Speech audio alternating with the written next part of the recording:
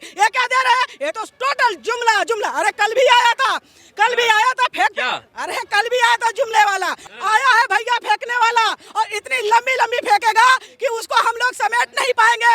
10 लाख का जुमला दे दिया था। भाइयों बहनों चिंता न करो, सरकार बनने दो, 15 लाख सीधे अकाउंट में आएंगे। बाबा जी का घंटा आया को इसी चुनाव में 33% आरक्षण लागू कर देते। किया आपने? नहीं। विपक्षियों को बड़ा बनाने के लिए, उनके तलवे चाटने के लिए जनता के हक और अधिकारों को बेच दिया। दूसरे अंग्रेज हो आप, दूसरे अंग्रेज हो। अपने चाहती विदेशों में डंका बजे, अरे देश का नाम रोशन हो। कौन सा डंका बज गया?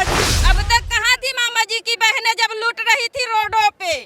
तब तो नहीं मामा जी ने एक अपना गमछा उठा के डाल दिया। कार्रवाई भी तो होती हुई यहाँ 23 साल का शासन रहा बीजेपी का, कोई विकास नहीं हुआ। सिर्फ यहाँ पर क्या हुआ है? भ्रष्टाचार हुआ है। मामा अगर होते तो भाई का जो है फर्ज निभाते। बहनों की आबरू लूट रही है, और इसी आपके मध्य प्रदेश के अंदर उज्जैन की रोडों पर जो है हमारी बेटी भागती रही, और आपके वहाँ विधायक सांसद पार्षद क्या एक जो है तावल उनको उसके शरीर पर डालने की कोशिश नहीं की, उसका तन ढांकने की कोशिश नहीं। कैसी बात करते हो? मामा का यह भ्रष्टाचार शासन यहाँ की जनता खत्म कर रही है। आने वाले 17 नवंबर को देख लेना, बीजेपी का नामो निशान मिट जाएगा।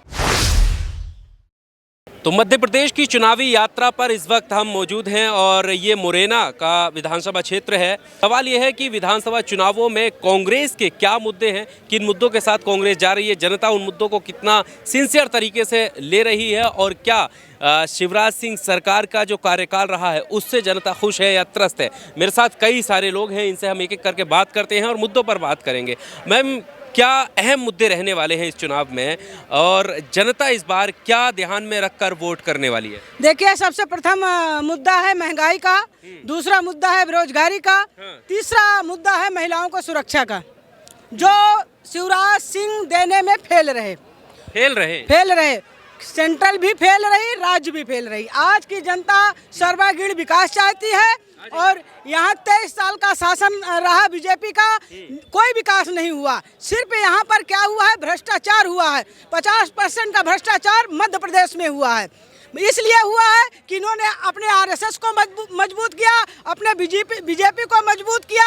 हमारे कांग्रेस ने आज तक अपना कार्यालय नहीं बनवाया। ये तो पहले ही गवर्नमेंट में बनते ही हाईटेक कार्यालय बना दिया। अरे वो सेंट्रल तो छोड़ो, इनके जिले जिले में हाईटेक कार्यालय बन गए। ये सारा पैसा हमारे गरीबों का पैसा, हमारे मजदूरों का पैसा, हमारे मिडिल क्लास का पैसा, ये सारा पैसा इन्होंने अपने झोली में भर के रखा और पूंजीपतियों के कर्जे माफ करने का काम किया। पर मामा जी तो कहते हैं बहनों को कैसे सम्मान दिया है हमने, बहनें खुश हैं पूरे राज्य में। अरे मामा अगर होते तो भाई का जो है फर्ज निभाते।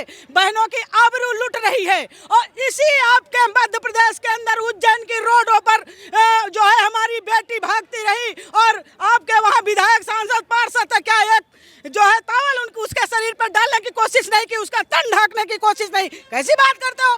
मामा का यह भ्रष्टाचार शासन यहाँ की जनता खत्म कर रही है। आने वाले 17 नवंबर को देख लेना, बीजेपी का नामो निशान मिट जाएगा। नामो निशान मिट जाएगा? नामो निशान मिट जाएगा। लहर चल रही है कांग्रेस की। इस लहर में जो आएगा वो भी बह जाएगा। क्यों देगा कांग्रेस को वोट? वजह क्या है, क्या विजन है? इसलिए 27 लाख का कर्जा हमारे कमलनाथ जी ने एक झटके में किसानों का माफ किया, और सारे कर्जे माफ हो रहे थे उसी समय ये ग्वालियर के कुछ गद्दारों ने मिल करके हमारे पार्टी को धोखा दिया, और दूसरे बीजेपी में जाकर के हाथ मिला लिया और उनका झोली भरने का काम किया। हमारे जो जनता थी उनके मतों का अधिकार का हनन किया। ये सच्चाई है।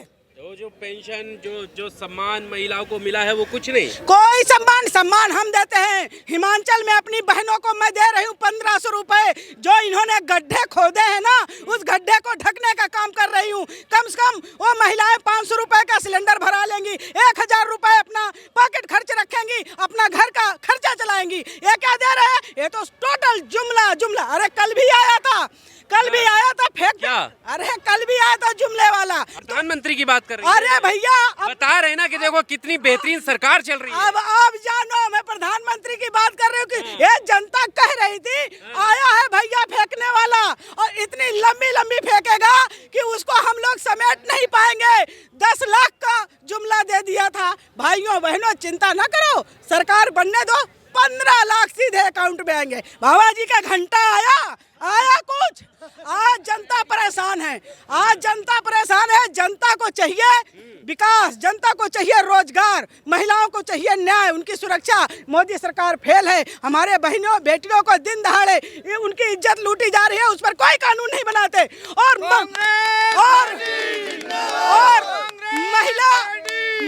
महिला आरक्षण लाते हैं 33% का जुमला देते हैं कि भैया जुमला। अगर असलिया का प्रधानमंत्री थे, महिलाओं के बारे में सोचते थे, तो इसी चुनाव में 33% आरक्षण लागू कर देते। किया आपने? नहीं किया। प्रोसेस है ना, अब एकदम आप कहेंगे कि ठीक। अरे भैया सोनिया गांधी पहले जब हमारी कैबिनेट थी राज्यसभा में हमें बिल पास करा चुके थे 33% आरक्षण का। हमारी सरकार चली गई।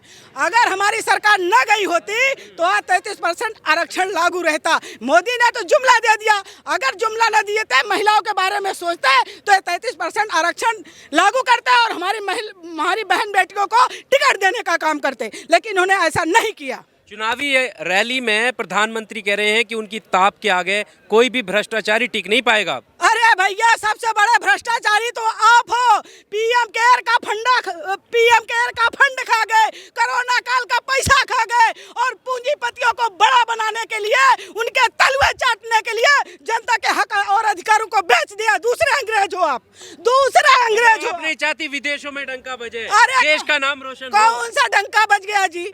हमारे गरीबों के पैसे से वो कौन सा डंका बजा लिए? वो तो 100 साल में एक बार हर कंट्री का नंबर आता है। हमारे भी कंट्री का नंबर आया, हमारा प्रधानमंत्री होता वो भी करता। क्या बात करते हो? विरोध कुछ तो अच्छाई होगी ना। कोई अच्छाई नहीं है। वो कहते हैं जितना झूठ बोल सको बोलो और जनता को ठगो और इन पर राज करो, लेकिन जनता समझ चुकी है। आज हमारे बेरोजगार युवाओं को रोजगार चाहिए। अग्निपथ जैसी योजना ला के उनके हाथ काट दिए। अग्निपथ जैसी योजना ला के उनके हाथ काट दिए।